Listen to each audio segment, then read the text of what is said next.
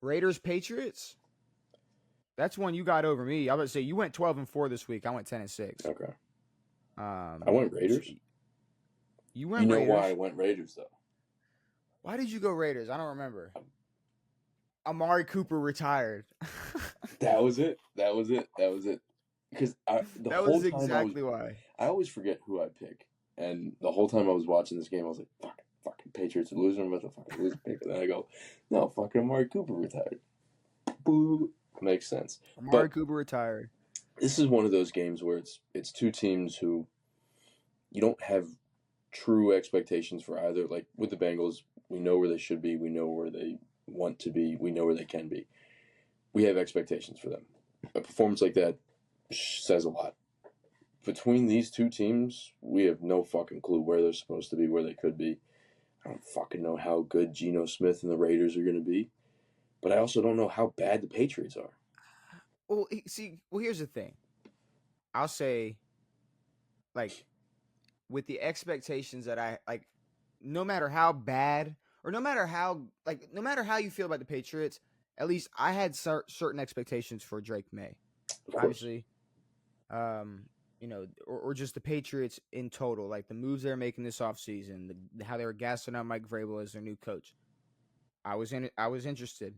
And especially, I mean, their defense is what I thought wouldn't be the problem. Yeah. So when Geno Smith goes in there and throws for what, 360 yards, 360 yards, and Brock Bowers Only is 20 like points. Brock Bowers is going to be an absolute problem for a good decade. Yeah, big problem. Like, it's not going to matter who throws him the football for at least the next 10 years. He's going to be a Pro Bowl tight end. Good. He's going to be a big fucking problem. You don't have a 4 or 5-year-old with who's bald, not balling like that. Like, he's going to just ball. Renfro.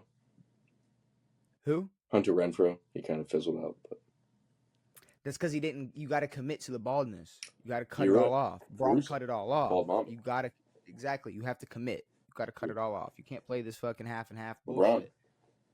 LeBron. He's black. I think I think maybe I just underestimated the moves, or at least the the Raiders are kind of similar. They made moves that excited fans and made people think like, okay, maybe they got something going next year. They made the move for a new head coach, and that was an improvement. See, but all of their moves, like the difference between the Pats is like you have a developing team, and it's like obviously we know they're not going to win Super Bowl or multiple playoff games or whatever, but we're kind of looking forward to them developing. When you look at the Raiders, it's like you've developed a team and bought a team, players for a team that will be mid-level. Like there's no hope for the future outside of Brock Bowers and Ashton Genty. With the other pieces that you have, it's just going to be a mid-level team. Similar to the Giants, where unless you put Jackson Dart in, there's no real hope for the future. Yeah, I mean, they gave him a big old bag for the next 3 years, so obviously they expect something. But I'm saying This is a team like it's like Seattle. Like right now, they're trying to find their chemistry. Yes, they're trying to figure it out. Luckily, they got to do a lot of tests, and they got a lot of chemistry to find on versus the Patriots. But if you look at a team like even the Jets who lost, I think, and I'll get into that. I think they got something going on that offense. Yeah. And they got something going on that offense. Yeah, for sure. But same thing for the Raiders. They might have something going on a little early, opposed to a team like the Patriots who are still developing, or a younger team like Houston. Sure. A younger team like Houston who maybe isn't necessarily knocking the rust off, but they're just I don't know. The Houston, New England, the Raiders, those are all like 3 different situations. Exactly. And none of them have like high expectations, but they all have like different trajectories. So it's hard to tell week 1 who the fuck is good. But they all think they're in similar spots. Like they all think that they're going to be sort of competing for their divisions.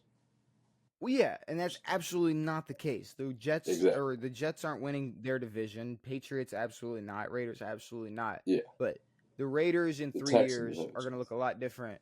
The Raiders in 3 years are going to look a lot different than the Patriots, Yeah. and I think even Houston is going to look a lot different than compared to those two teams. Sure. So I have no clue. I think I'm agreeing. Like I have no clue how good the Raiders necessarily are No. because Well, they're a team that like is trying to find their chemistry now, and the Patriots are still a developing team that might have gotten gassed up a little too much after last season. I don't know if the Patriots are being gassed up, but it's like we expect them to be in a better position just because of the moves that they're making, and like we expect Vrabel to have a big impact. We expect Drake May to make a big step forward. But kind of like what we saw in Caleb tonight, it's like we see glimpses of them improving, and then you see just a shit ton of garbage, and you go, "What the fuck happened?" Can we find a way to like describe that type of quarterback? Dak Like it's Prescott, not like it's not Caleb was giving me full Dak vibes all night. I was like, "You look real confident," and then you look like absolute dog piss. it's like it's quarterbacks who are held to a high regard no matter what, Mm-hmm. but can have like the shittiest moments, like Shacked in a Fool type of moments, Yeah, but then turn around and throw like an absolute piss missile for 70 yeah. yards like it's nothing. So I don't even know what you would call those people.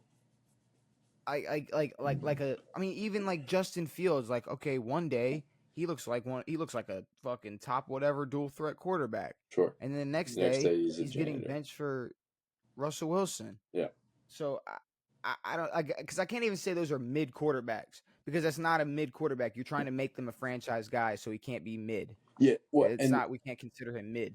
it's like it's not like they're like I don't know. It's not like their team underperforms or their defense doesn't do this or whatever. They're kind of on a mid tier team. It's like I don't know if they're good. They cannot play an entire football game against a good team and look good. No, And like who are we talking about? Not Caleb. we're talking about. Well, we were talking about Raiders and Patriots. Sure, but like yeah, Drake May. Like he shows glimpses of being a high level quarterback and then doesn't. Kind of the same thing with like okay, I'll jump to this game right now.